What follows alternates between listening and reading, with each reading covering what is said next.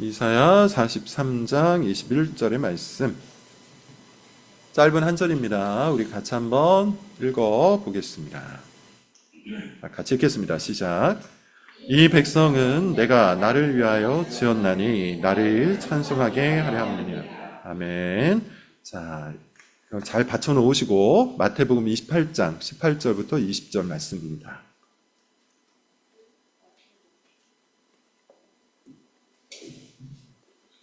신약성경이죠. 유명한 말씀입니다. 마태복음 28장 18절부터 20절까지의 말씀을 우리 같이 한번 읽어보겠습니다. 세 절밖에 되지 않으니까 같이 읽겠습니다. 시작. 예수께서 나와야 말씀하여 이르시되 하늘과 땅의 모든 권세를 내게 주셨으니 그러므로 너희는 가서 모든 민족을 제자로 삼아 아버지와 아들과 성령의 이름으로 세례를 베푸고 내가 너희에게 분부한 모든 것을 가르쳐 지키게 하라. 볼지어다 내가 세상 끝날까지 너희와 항상 함께 있으리라 하시니라.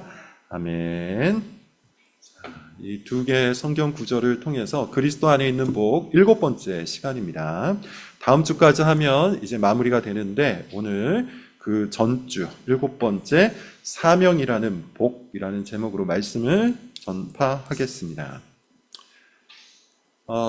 무신론적 세상에서는 목적이 없다 그랬죠. 무신론에서 인생은 어떻게 이 땅에 나타나게 되었습니까? 진화론이죠. 진화론의 기본은 두 가지입니다. 우연이라는 것, 아주 우연히 발생을 하는 것, 그리고 아주 많은 기간 동안 서서히 진화되는 것. 이게 진화론이 말하는 두 가지예요.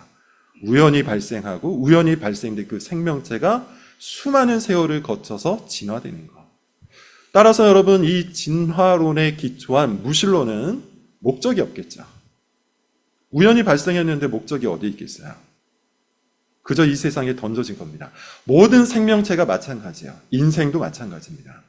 무신론, 진화론에 의하면 인생은 목적이 없어요. 의미가 없어요. 가치가 없어요. 우연히 이 세상 가운데 던져졌다가 그냥 생명의 소멸을 맛볼 뿐입니다.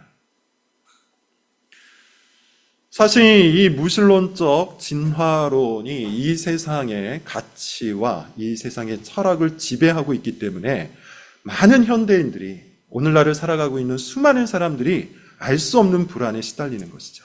목적이 없으니, 삶의 의미가 없으니, 인생의 끝이 어떻게 될지 알 수가 없으니 알 수 없는 불안, 알 수 없는 공포, 막연한 두려움에 시달릴 수밖에 없는 겁니다. 그러다 보니 사람들이 어느 방향으로 가게 됩니까? 목적이 필요하잖아요. 목표가 필요한 겁니다. 그래서 자신이 목적을 만들고 자신이 목표를 만들어서 거기에 매달리는 거예요. 그것을 이루어야만 이 알 수 없는 불안과 공포가, 막연한 공허가 해결될 줄 알고 자신이 설정한 목표를 향해서 달려드는 것이죠. 그런데 어떠합니까? 그 목적은 진짜 인생의 목표와 목적이 아니기 때문에 그것을 달성하여도 공허할 수밖에 없는 거예요. 그것을 달성하여도 여전히 불안할 수밖에 없는 것이죠. 그것이 지금 우리 사회가 살아가고 있는 모습입니다. 제가 이번 주에 읽었던 책 중에 동물화하는 포스트 모던이라는 책이 있어요. 굉장히 재밌는 책입니다. 사회학자가 쓴 책인데요. 이치미 히로키라는 분께서 쓰셨습니다. 사실 이 책은 일본의 오타쿠 문화를 사회학적으로 분석한 책인데 단순히 오타쿠 문화만이 아니라 지금 우리가 살아가고 있는 이 포스트 모더니즘이라는 사회를 분석하는데 상당히 의미가 있는 책이었어요. 이 책에 의하면 욕망과 욕구를 구분을 합니다.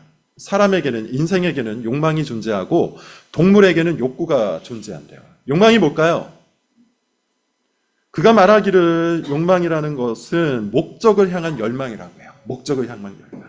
그래서 사람들은 그냥 단순히 생식적인 몇 가지 본능이 충족된다고 해서 만족하는 존재가 아니죠. 맛있는 것을 먹으면 더 맛있는 것을 먹고 싶어 해요. 그것이 인생의 모습입니다.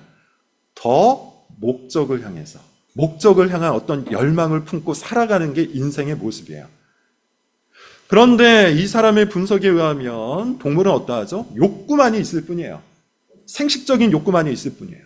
자고 싶으면 잡니다. 먹고 싶으면 먹습니다. 그런 아주 기초적이고 1차적인 욕구만을 가진 존재, 이게 동물이에요.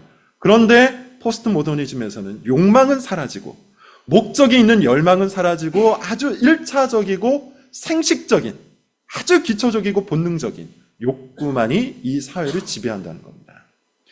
자, 그 다음이 참 재밌었는데요. 그러면서 이제 오타쿠 문화, 특별히 애니메이션 문화를 분석을 하는데 그가 말하기를 이렇게 얘기해요.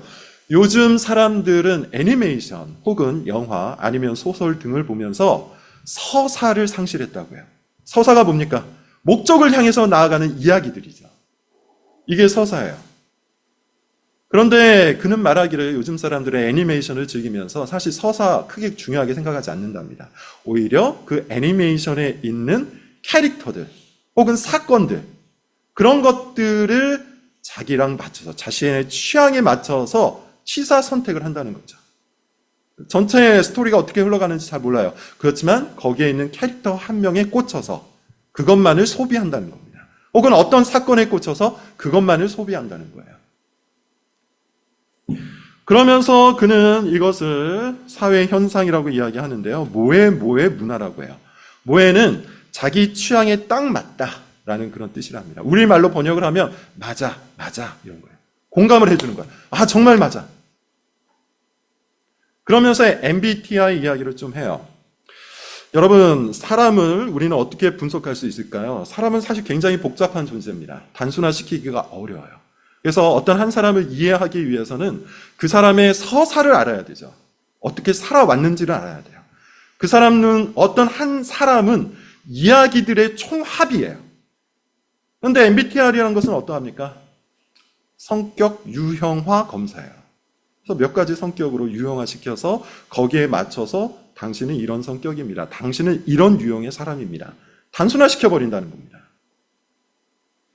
그런데 오늘날 사람들은 어때요? 그런 MBTI 이야기를 들으면서 맞아 뭐해 하는 거예요.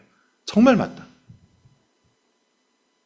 그렇게 우리 사회가, 현대 사회가 이야기체로 흘러가지 않고 서사를 향해서 움직이지 않고 파편화되었다는 것을 비판하는 그런 책이에요.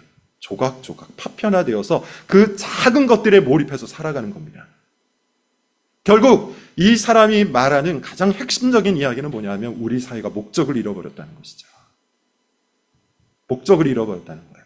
거대한 목적을 잃어버린 채 눈앞에 있는 캐릭터를 즐기고 몇 가지 자기의 취향에 맞는 것들에 맞아 하면서 공감하면서 살아가는 그런 시대를 우리가 살아가고 있다는 것이죠.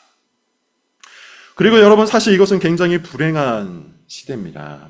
서사가 사라진 시대, 목적이 없는 인생, 그것을 의미하기 때문이에요. 그리스 신화에 보면 시지포스라는 사람이 받은 아주 큰 형벌이 있습니다. 그것을 아마 많은 사람들이 최고의 형벌, 가장 큰 형벌이라고 지칭을 하는데 어떤 형벌이죠? 산 꼭대기까지 거대한 돌을 밀고 올라가는 거예요.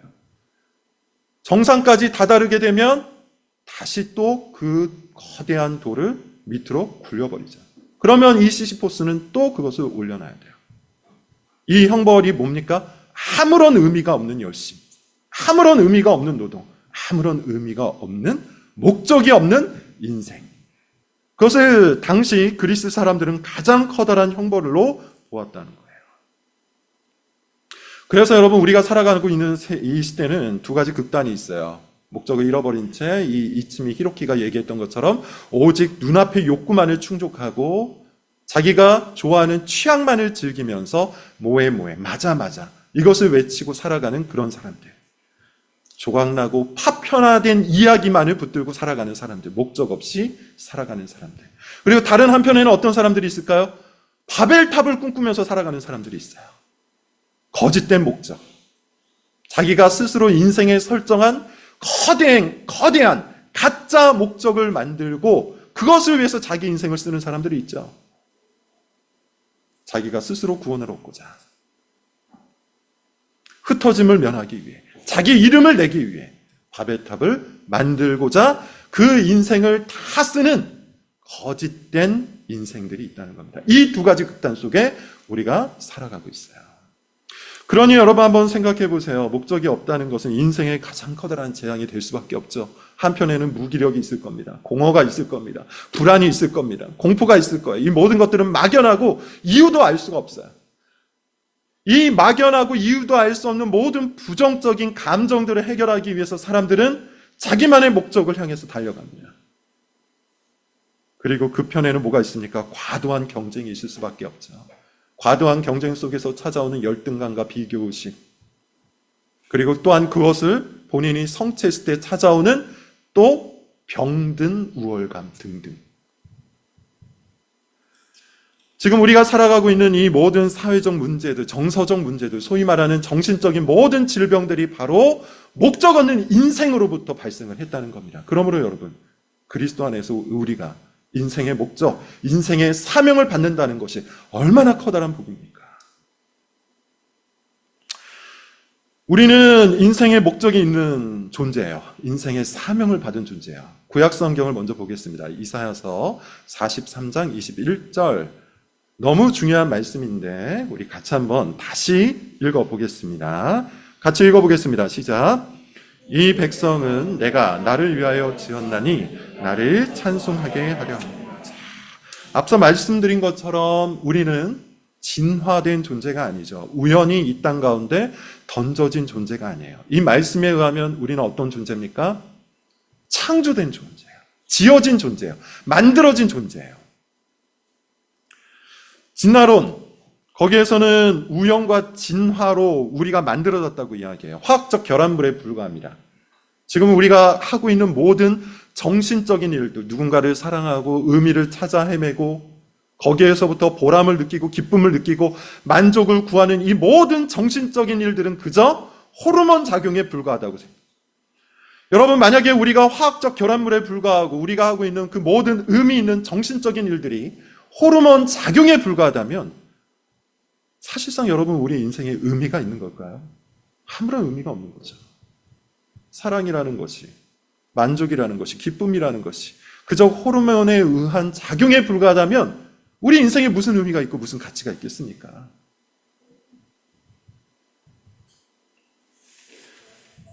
그런 의미에서 여러분, 진화된 존재, 이 세상에 우연히 태어난 존재는 목적이 없는 인생일 수밖에 없고 의미가 없는 인생일 수밖에 없는 거예요.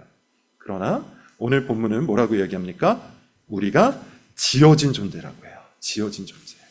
그래서 여러분, 우리는 제 멋대로 살지 않습니다. 그래서 우리는 본능대로 살지 않습니다. 동물화한 포스트 모던에서 이치미 히로키가 이야기했던 것처럼 욕구대로만 살지 않습니다. 목적이 있기 때문이에요.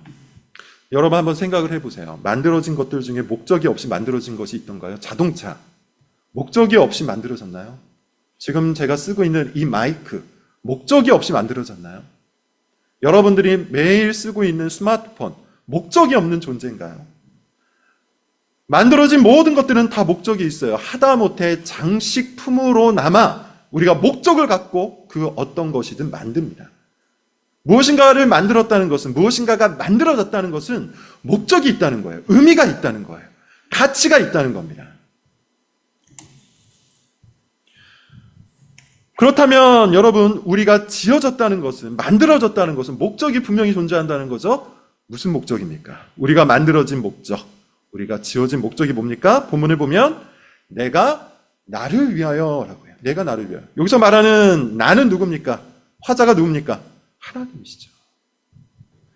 다시 말하면 우리의 인생은, 우리가 만들어진 이유는, 우리 인생의 목적은 하나님을 위하여 만들어진 거예요. 어떤 사람은 이렇게 반문할 수도 있을 거예요. 어떻게 하나님을 위하여 만들어졌다고 말할 수 있는가? 하나님이 너무 이기적인 존재 아닌가? 하나님을 위하여 만들어졌다? 너무 하나님 중심적이고 너무 하나님 입장에서만 이야기하는 거 아닌가? 참으로 이기적이지 않는가? 그런데 여러분 한번 생각을 해보세요. 만약에 우리가 하나님을 위해서 만들어진 존재가 아니라면 하나님은 하나님 될 수가 없습니다. 하나님이 하나님 될 수 있는 이유가 뭡니까? 그분이 최고로 가치 있는 분이기 때문이죠. 이 세상에 존재하는 모든 것들 중에 가장 가치 있는 존재이기 때문에 하나님은 하나님 될 수가 있는 거예요. 그런데 여러분 한번 우리 인생을 돌이켜서 생각을 해보시죠. 여러분 우리가 중고등학교 때 그렇게 열심히 공부를 했던 이유는 어디 있죠? 대학에 가기 위해서요. 근데 왜 그렇게 열심히 대학 가기 위해서 공부를 합니까? 대학이라는 곳에 가치가 있다고 믿기 때문에 그것을 목적 삼아서 공부를 하는 것이죠. 대학생 할 때는 여러분 어땠습니까? 마찬가지로 대학생활을 하면서 열심히 공부하고 열심히 취업 준비를 했을 거예요. 이유가 어디에 있죠? 직장에 들어가기 위해서요. 왜 그토록 대학생활을 열심히 하고 고민하고 또 이렇게 저렇게 노력을 합니까? 직장을 목표 삼았기 때문입니다. 직장에 그만큼의 가치가 있다고 믿기 때문이에요.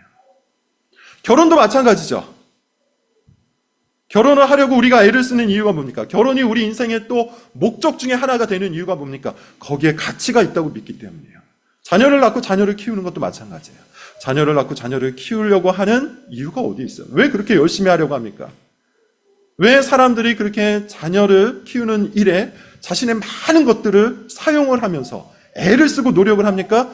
거기에 그만큼의 가치가 있다고 믿기 때문에 그것을 목적을 두고 힘을 쓰는 겁니다. 다시 말하면 사람들은 목적을 두고 애를 쓸 때 그 목적에 그만큼의 가치가 있다고 믿기 때문이에요. 그렇다면 여러분 한번 이 원리를 갖고 생각을 해보시죠. 하나님이 우리 인생의 목적이 되시는 이유 어디에 있을 수밖에 없어요. 하나님께서 가장 커다란 가치가 되시기 때문인 거죠. 하나님께서 가장 최고로 값진 분이시기 때문이죠.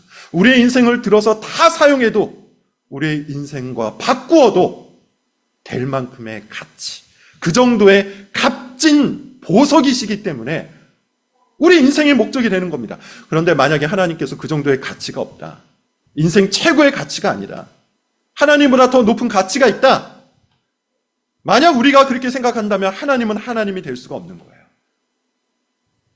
그래서 사람들은 하나님 대신에 더 가치 있다고 생각하는 것들에 매달리는 거죠. 그게 우상인 겁니다. 그래서 누군가는 자녀가 더 가치 있다고 믿기 때문에 자기 인생의 목적을 자녀로 삼는 것이고, 누군가는 돈 버는 것이 가장 값지다고 생각하기 때문에 자기 인생의 목적을 돈 버는 일로 쓰는 거예요. 또 누군가는 명예를, 또 누군가는 권력을, 또 누군가는 유명세를, 누군가는 쾌락을 인생의 가장 커다란 가치로 여기기 때문에 그것을 목적으로 삼아 애를 쓰는 것이죠. 그런 것들이 다 우상인 겁니다. 그러므로 여러분, 하나님을 우리 인생의 목적으로 삼는다는 것은 이런 뜻입니다. 하나님을 인생의 가장 커다란 가치로 여긴다. 하나님을 우리 인생의 가장 값진 것으로 여긴다. 하나님을 내 인생 전부와 바꿔도 아깝지 않은, 내 인생 전부를 바쳐도 전혀 아깝지 않은 인생 최고의 가치로 여긴다. 이것이 인생의 목적을 하나님으로 둔다는 말의 의미인 겁니다. 그래서 여러분, 우리가 하나님을 예배하는 것이죠. 예배가 무슨 뜻입니까? 예배를 영어로 뭐라고 합니까? 월십이라고 하잖아요. 월십이 무슨 뜻이에요? 하나님께 가치를 돌려드린다는 뜻이에요. 하나님께서 그렇게 가치 있는 분이시기 때문에, 하나님께서 그렇게 값진 분이시기 때문에 우리가 우리의 인생 전부를 들어서 그 값어치에 맞게 하나님을 찬양하고 하나님께 우리 인생을 드리는 겁니다. 이것이 예배인 것이죠.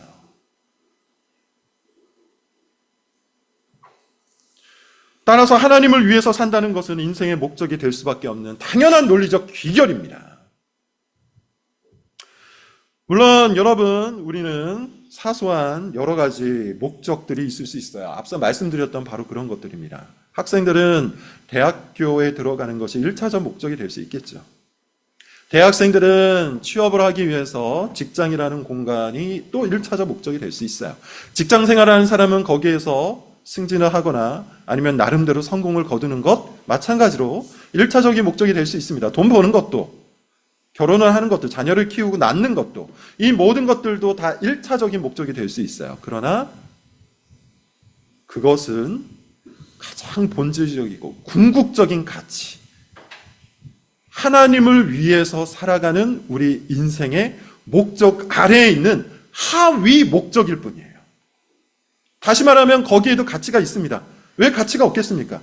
그러나 하나님이라는 가치보다 낮기 때문에 우리는 하나님을 위해서 그 모든 것들을 하는 거죠.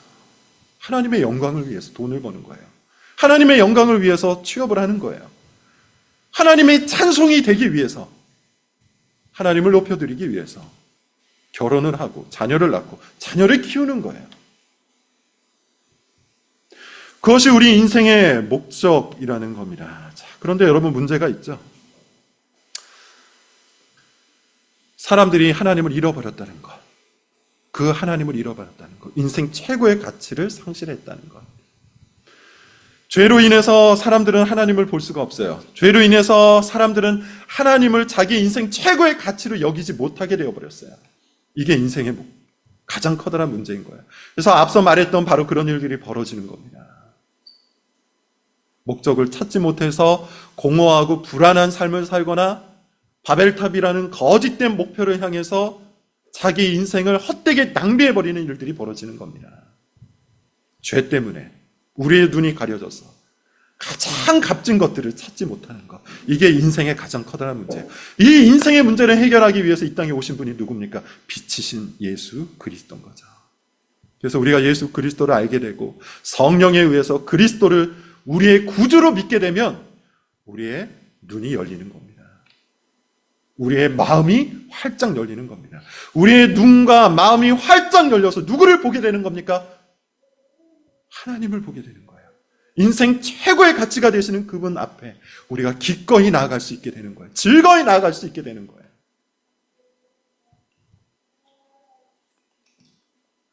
그래서 시편 73편 28절에서 저자는 이렇게 얘기합니다. 하나님께 가까이 함이 내게 복이라.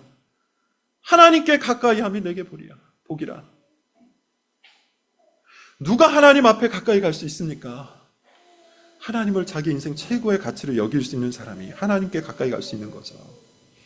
하나님이 내 인생 최고의 보석이라는 것을 믿는 사람이 하나님께 가까이 갈 수 있는 거죠. 그래서 그분께 영광 돌리고 그분을 찬양하고 그분께 예배 드리는 것을 자기 인생의 목적으로 아는 사람이 되는 것이죠. 그 사람이 복된 사람인 겁니다. 자, 그렇다면 좀 더 구체적으로 어떻게 우리는 우리 인생의 이 복, 인생의 목적이라는 이 복을 누릴 수 있을까요? 우리 일상에서 우리는 어떻게 하면 이 말씀대로 살아갈 수 있을까요? 어떻게 하나님의 찬송이 될 수 있을까요? 예배 드리는 것 당연합니다. 우리가 일주일에 한 번씩 드리는 이 공예배의 가치는 아주 귀한 것이죠. 그래서 우리가 일주일에 한 번 마음을 모아서 정성을 다해서 이 예배 가운데 찾아오는 겁니다. 그러나 오늘은 예배 중 공적 예배가 아닌 일상의 예배에 좀 집중해 보겠습니다. 일상의 예배라는 말의 의미가 뭘까요? 우리의 일상 전부를 들어서 하나님을 높이는 겁니다. 그것을 우리는 사명이라고 말해요. 자, 오늘 두 번째 본문을 한번 보겠습니다. 오늘 두 번째 본문은 아주 유명한 말씀이에요. 마태복음 28장 18절부터 28절의 이 말씀. 이것을 보통 뭐라고 표현하냐면 지상명령이라고 합니다. 그레이트 오더라고 해요. 최고의 명령. 가장 가치 있는 명령. 다시 이야기하면 우리 인생에 있어서 가장 중대한 사명과 목적. 그런 뜻이겠죠. 앞서 말씀드렸던 것처럼 여러분, 우리 인생에는 수많은 목적들이 존재할 수 있어요. 거기에는 가치가 있기 때문입니다.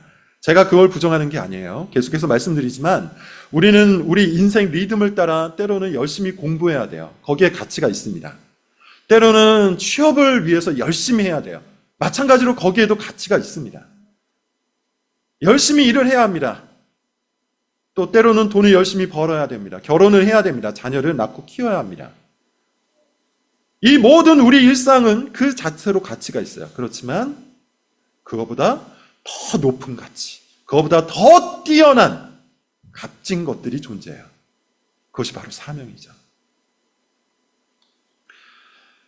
우리는 이 모든 것들, 앞서 말씀드렸던 그 일상의 모든 것들을 들어서 이 사명을 이루어 가야 돼요. 그 사명이 뭡니까? 하나씩 좀 살펴보면서 우리 삶에 적용을 해보겠습니다. 첫 번째, 28장 19절 말씀해 보면 맨 앞부분에 이런 말씀이 있어요. 너희는 가서라고 합니다. 너희는 가서.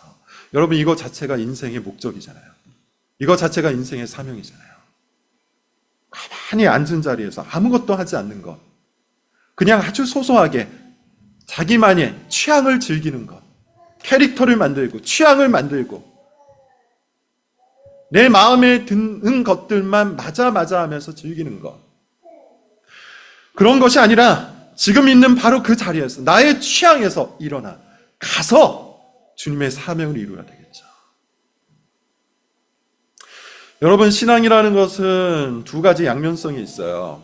하나는 수동적인 부분이 있고 다른 하나는 적극적인 부분이 있습니다. 수동적인 부분은 여러분 다 아실 거예요. 우리가 하나님을 믿는다는 것은 굉장히 수동적인 거죠. 하나님을 의지하고 하나님을 의존하는 겁니다.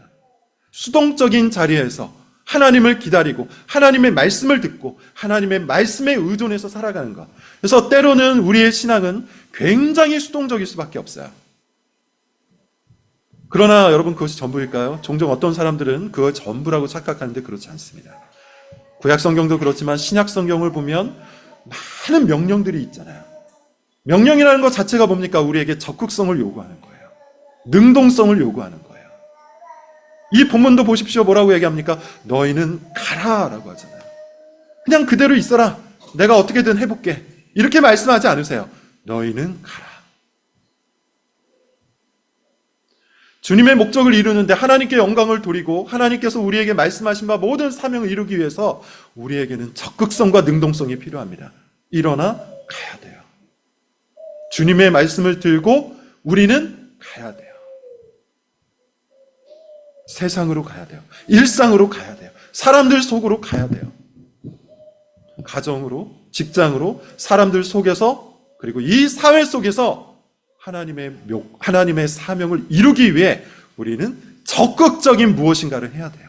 그것이 너희는 가서라는 말의 의미입니다. 두 번째는 뭐라고 이야기합니까?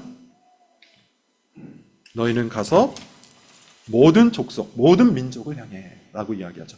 여러분, 이것은 우리의 인식을 새롭게 하라는 의미예요. 우리의 인식을 새롭게 하라. 특별히 우리 주변을 새롭게 인식하라는 겁니다.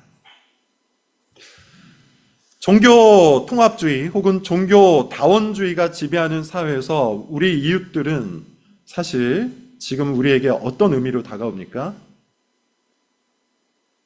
그저 다른 생각을 가지고 있는 또 다른 사회 구성원에 불과하죠. 물론 여러분, 이 말도 어느 정도의 의미가 있습니다. 이 말이 다 틀렸다는 건 아니에요.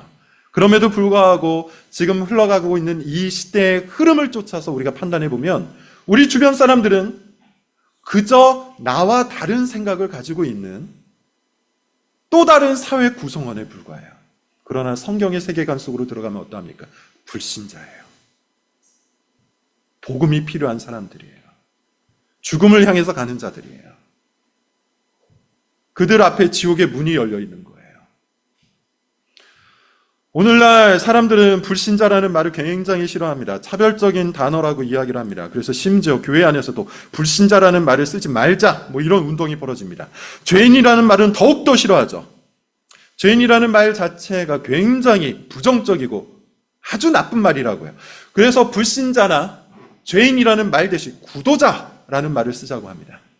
진리를 쫓는 자들, 진리를 찾는 자들, 또는 잠재적 신자, 이런 말을 쓰자고 합니다.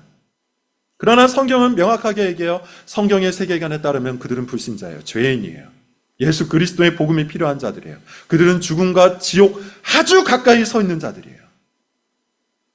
이게 모든 민족을 향해서 가라는 우리 주님의 명령 속에 있는 의미입니다. 주변에 여러분 새롭게 인식하셔야 돼요. 그래야 우리가 우리의 목적대로 살 수가 있습니다. 우리 이웃들을 새롭게 바라봐야 돼요. 그래야 우리가 사명대로 살 수가 있습니다.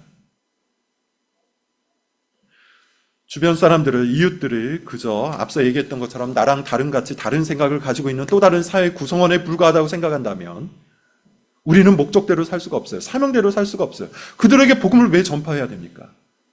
나랑 그냥 생각이 다를 뿐인데, 나랑 그저 가치가 다를 뿐인데 왜 그들에게 복음을 전해야 합니까? 복음을 전할 아무런 이유가 없어지게 된다면 이제 우리의 인생도 저 무신론자나 저 진화론자와 다를 바가 없어지는 거예요. 목적이 없어지는 거예요. 사명이 없어지는 거예요.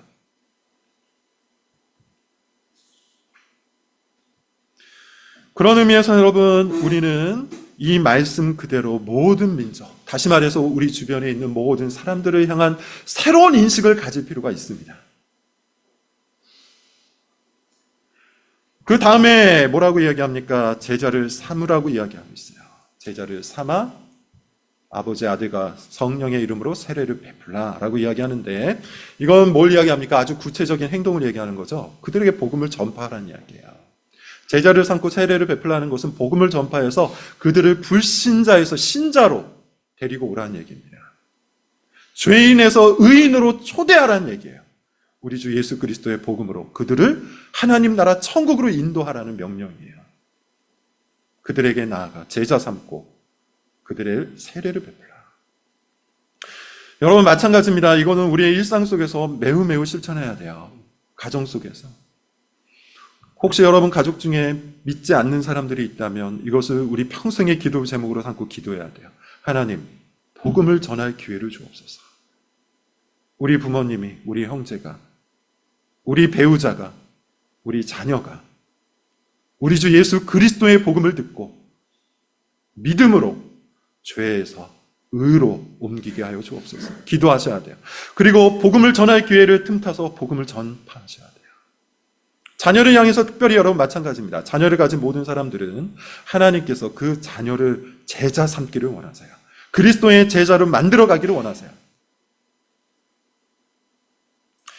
결혼한 사람도 마찬가지입니다. 우리는 서로 배우자를 향해서, 각자의 배우자를 향해서, 내 남편을 향해서, 내 아내를 향해서 제자 삼는 일을 행해야 돼요.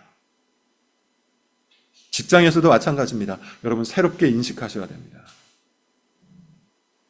그들에게 복음을 전파할 수 있어야 돼요. 자, 그리고 마지막 한 가지가 더 있죠.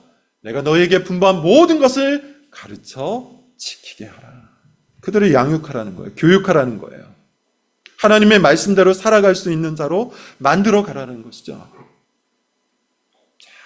이 모든 것들을 종합해서 한번 말씀을 드려보겠습니다. 예수님께서 이 세상을 떠나면서 우리에게 주신 우리 인생 최대의 사명이 뭡니까? 복음을 전파하고 그 복음으로 사람들을 양육하라는 겁니다. 복음을 전파하고 그 복음으로 사람을 양육하라는 겁니다. 우리의 일상은 이것을 위해서 존재하는 거예요. 돈을 버는 것. 왜 돈을 법니까? 잘 먹고 잘 살기 위해서 돈을 법니까? 그렇지 않죠. 내가 가지고 있는 돈이 있다면 그것을 통해서 복음을 전파하고 복음으로 사람을 양육하기 위해서 돈을 버는 겁니다. 직장 생활 왜 합니까? 직장에서 높은 자리에 올라가기 위해서, 사람들에게 인정받기 위해서. 그게 전부입니까? 그것이 최고의 가치입니까? 그렇지 않죠. 직장 속에서 만나는 자들에게 복음을 전파하고 그들을 복음으로 양육하기 위해서 직장 생활을 하는 겁니다. 가정을 왜 이룹니까? 자녀를 왜 낳습니까? 자녀를 왜 양육합니까? 복음을 전파하고 복음으로 그들을 양육하기 위해서요. 우리의 모든 일상들은 가장 가치 있는 이 사명을 위해서 존재한다는 것을 여러분 잊지 마십시오. 만약 우리가 이 사명을 잊어버린다면 우리의 인생은 저 진화론자들, 저 무신론자들과 사실상 다를 바가 없어요. 그리고 그 목적 없는 인생을 살다 보니 우리의 마음속에 불안과 공허와 슬픔과 두려움과 공포와 과도한 경쟁심과 그거로 인한 패배감이 지배하는 겁니다. 우리가 이 사회에서 만날 수 있는 그 모든 부정적인 질병들이, 정신적인 질병들이 바로 하나님이 없기 때문에 일어나는 현상이에요. 그러므로 여러분, 우리가 그리스도 안에 있다는 것을 기뻐할 수 있기를 바랍니다. 그리스도 안에서 주어진 이 거대한 복, 이 영광스러운 복, 이 가치 있는 복, 목적이라는 복, 사명이라는 복을 여러분 기쁘게 누릴 수 있기를 바랍니다.